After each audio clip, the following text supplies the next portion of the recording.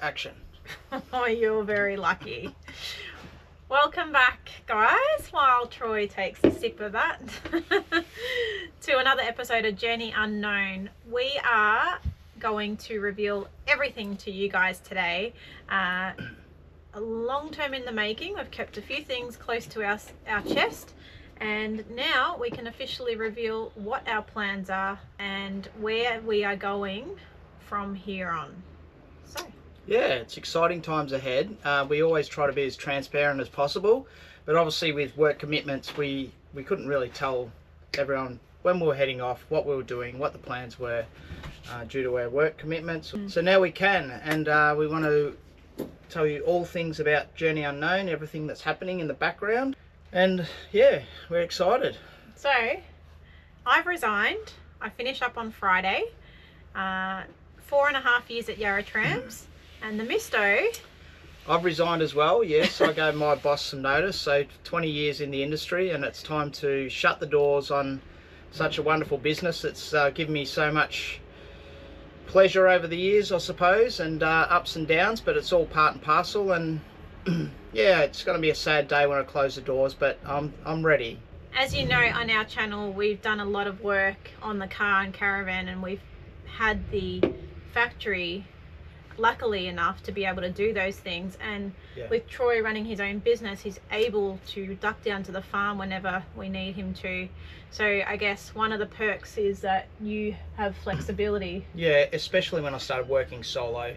A lot more flexibility. You don't have to be around staff and then navigating everything that comes with that. But yeah, enabled me to take the van over to get serviced and just all the little things, and I enjoy working on the caravan as well. Yeah. But anyway, that is our work, and yeah, officially unemployed as of the weekend. So what does that mean for the factory? Yeah, so the factory will go up for lease. It's up for lease at the moment. We've had a few people come through, but we're not sure whether they're the right fit or for us or for them. So I'm letting the agent sort of deal with all that sort of stuff. It'll happen when it happens, but ideally we would love the factory to be rented out so the overheads can get paid for. Otherwise it's going to cut our trip very short. Yeah, it's going to eat into our savings, which obviously we don't want that. So the sooner the better, but we are moving into Christmas time, so it's really got to be dependent on the leasee. That's right, the availability. Which brings us to what is next. So we finish up on Friday, and on Saturday we are actually taking off to Singapore. Just to sneak a little trip away. Everyone's been asking me, where are you going first? And I said, well, actually on Saturday we're going to Singapore.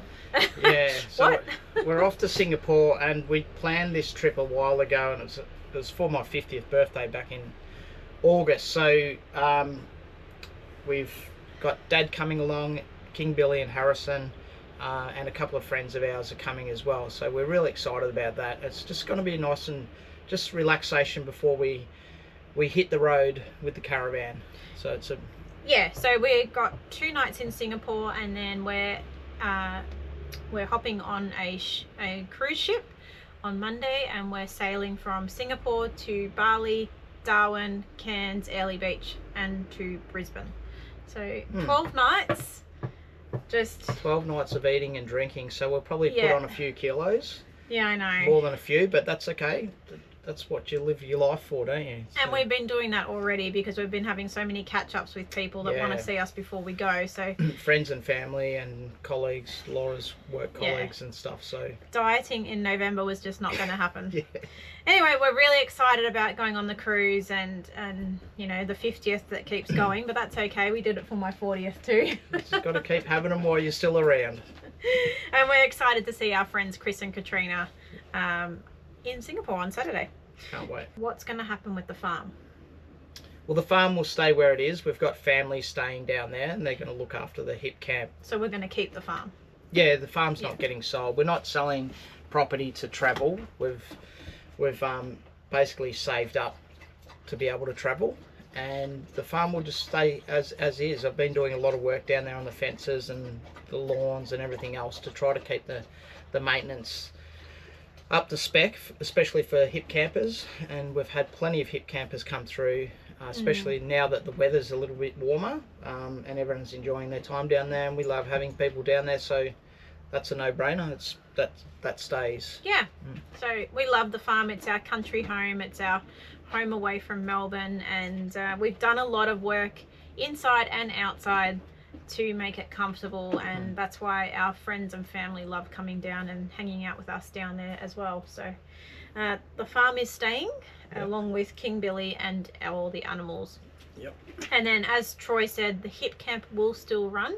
The hip camp is self-sufficient, so when King Billy's there or my parents are there, there's always going to be eggs in the fridge. Wood bags will always be there available for our guests, and people can come and go as they please, and we'll just manage that from afar. Well, the good thing is that we're sort of back and forth a little bit, especially in the first couple of legs. Yeah, we do. So, which brings us to, what are our trip plans? a question that we get asked a lot: which way are we going? Where are we going first? When are we leaving? How long for? Yeah, that sort of stuff. So we are leaving on New Year's Day. That's the best way to start the year. So 1st of January we are heading off. Troy, Harrison, King Billy and I, we are going to South Australia with some good friends of ours, Danny and Tracy. You've seen them on the channel before. We are going there for 3 weeks, they're bringing their boat along, so we're going to have a little bit of extra content there. Plenty of fish to catch. Hoping to catch fish. And after the 3 weeks in SA, we're just going to come back to the farm for a little bit, sort a few things out before we hop on another boat to Tassie. Yeah, we're off to Tassie, so we're really excited about getting back over to Tasmania. We love it over there, and the weather will be nice and a little bit warmer, especially this time of year. Yeah. So we can't wait. And also, it won't be school holidays, so a lot of people would have already been and gone. Yeah. We're going after that. The only thing is we won't be taking the Caravan. It was just way too expensive to lug the Caravan along. And who are we taking? Availabilities and stuff. Well, we're taking Laura's parents on tour, so that'll be fun. They're always good for a bit of a laugh. Oh yeah, there'll be plenty of cards, and there'll probably be plenty of backseat arguments between mum and dad. Yeah, there are kids in the back seat there, but we're super excited to take those guys along. Plus the doggies. And all that accommodation is booked, so we've got some really good accommodation to show you guys where we're going to stay. So we're hoping that we'll be able to show you all that. We know that there's rules around filming in Tassie.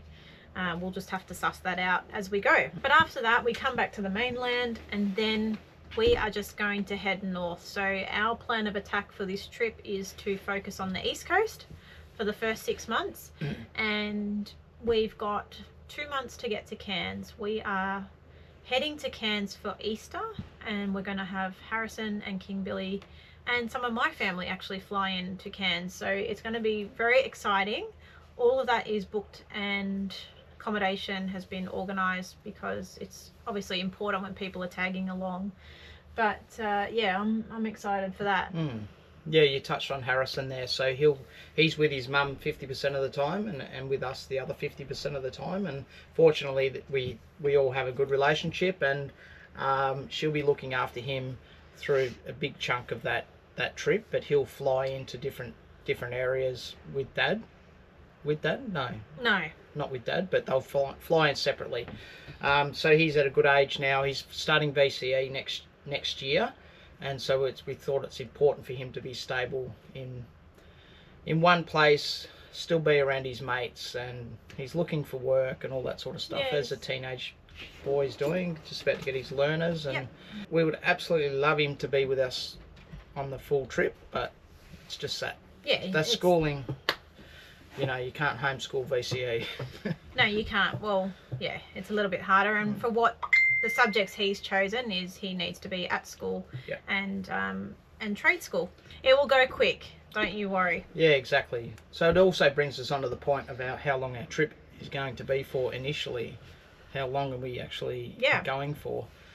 And that's 6 months. So we'll do a 6-month leg, and the idea behind that is to make sure, you know, Harrison's still fine where he is, everyone's comfortable, and we can reboot again and take off, or we can stick around. But we'll see how that all pans out. I mean, we love being transparent with you guys, but sometimes we're reluctant to actually say exactly what our plans are because things change, and then we'll get comments like, oh, you told us you were going to do this. So we just don't really know, like, how long's a piece of string at this stage, but that's a general plan where we're at. Yeah. Now you're probably wondering, well, okay, if you're not selling the factory and you're not selling the farm, how are you going to afford this trip? How are you going to afford to at least be traveling for 6 months?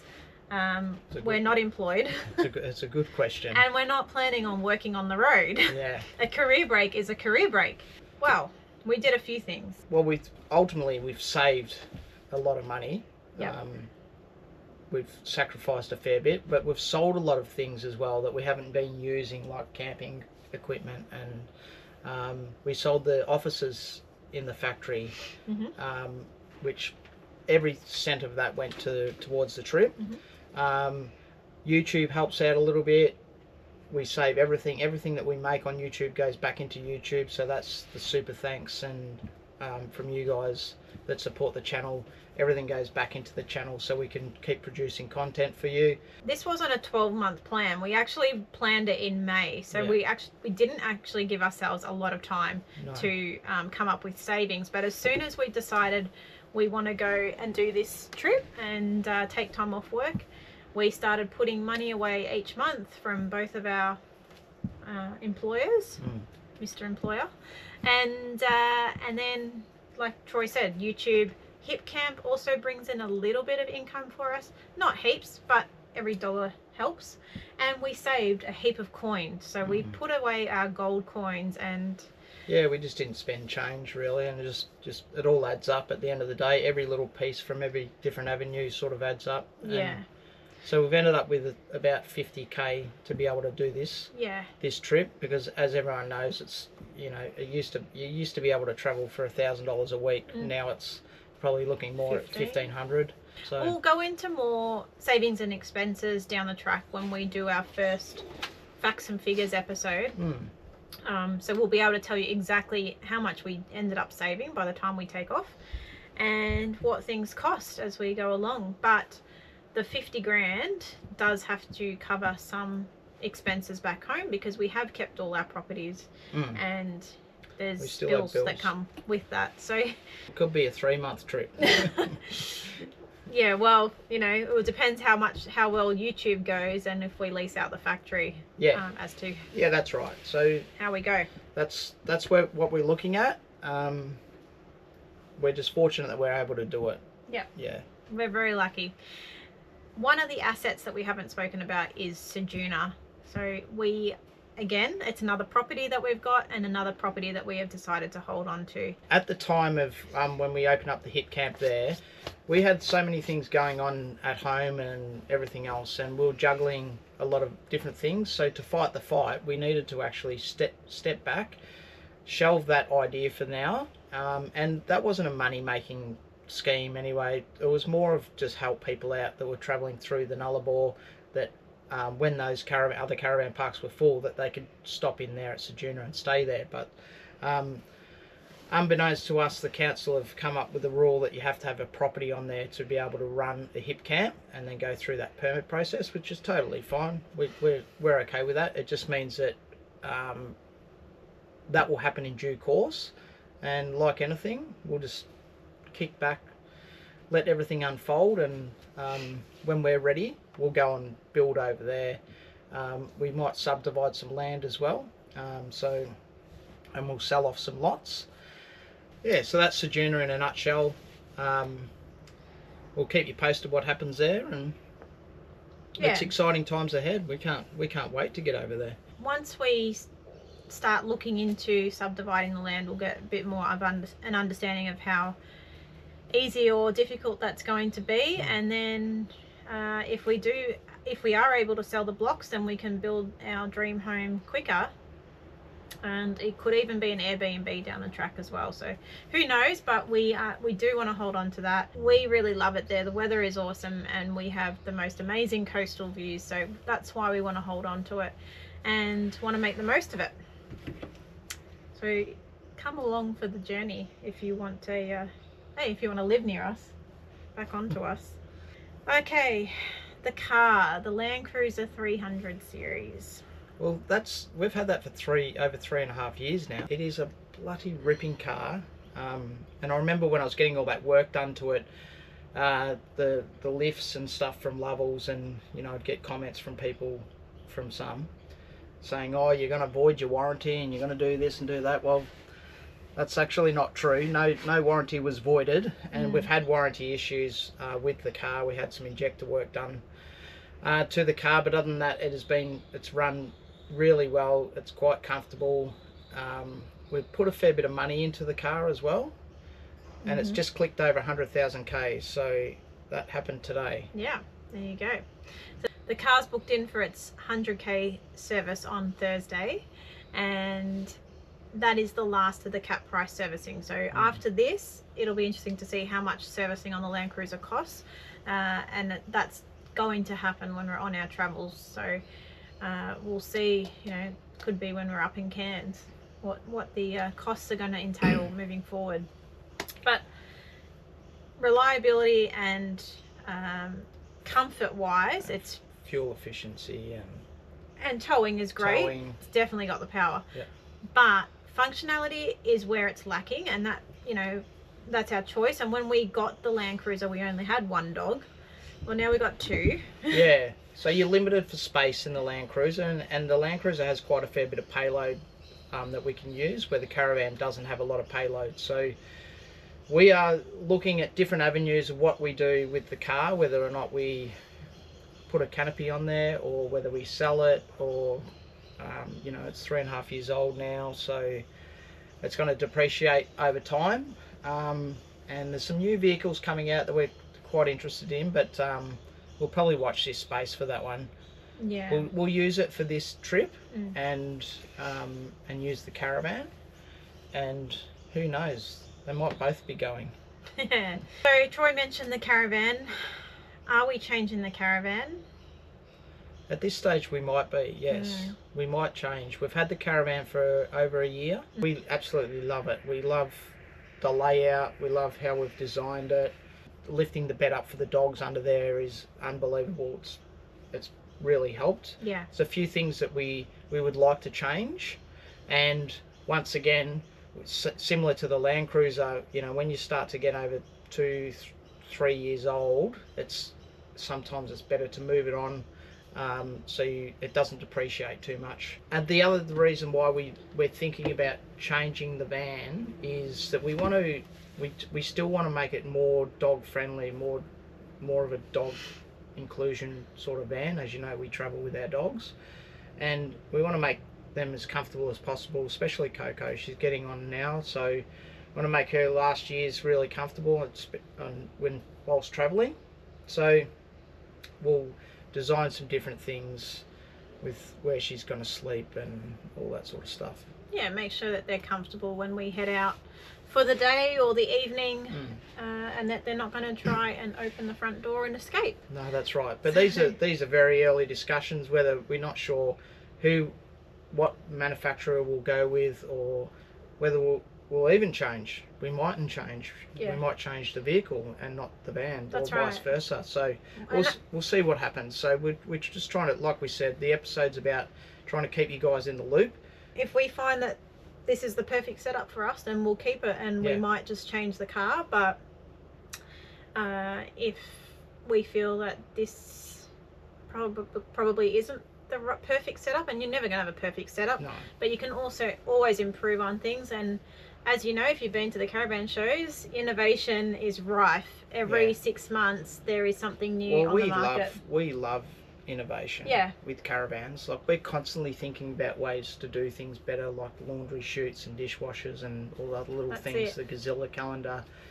Just there's so many different things that run through our mind when we're traveling, that we just want to make it and give other people ideas, and we get great ideas from you guys as well, like different little hacks and stuff. So that's what it's all about. And we have great ideas for the next Caravan, so yeah, we'll see. All right, lucky last, we've told you about the car, Caravan, our trip plans, Harrison, our savings.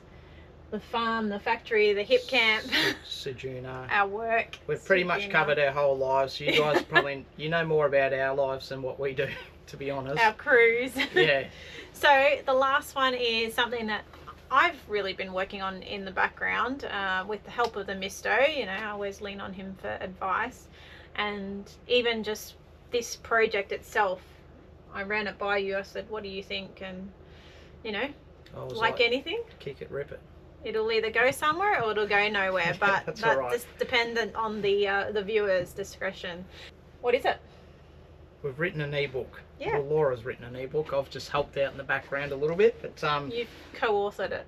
Yeah, it's an informative read on caravanning and purchasing a caravan, and you know, you purchase a caravan and then what next? And there's so many questions to be asked, and it's a big outlay. It's a massive outlay for people. So Laura's done an amazing job on this ebook. Like, I'm very impressed with how it's all come together, and hopefully you guys are just as impressed. You hit the nail on the head. It is very informative, and we had all these questions ourselves when we got our first, second or third caravan. Like, it was, oh my god, have we forgotten this? Have we done this? Have we rung this company? You know, have we paid this off? So there's a lot of things in there that is going to help you if you're in the market for a new or a second-hand caravan at the moment, or in the near future. We also share some experiences of what we have done with our caravan and what we have learnt along the way, the good, the bad and the ugly. So it's an interesting piece of artwork.